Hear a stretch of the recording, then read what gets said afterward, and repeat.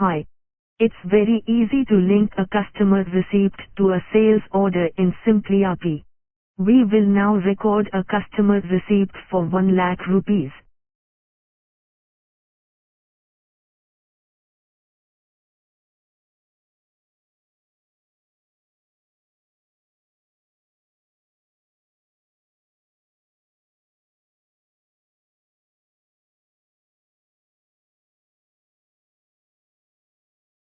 Once receipt is generated, go to Receipt Deletion in Receipts menu.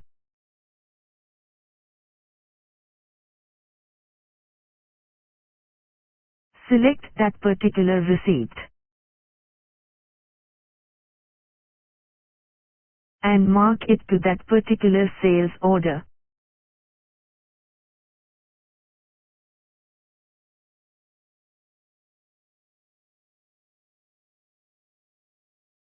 That's it. We can now go to Sales Order Project Costing Sheet. You can see that receipt is appearing for against that sales order.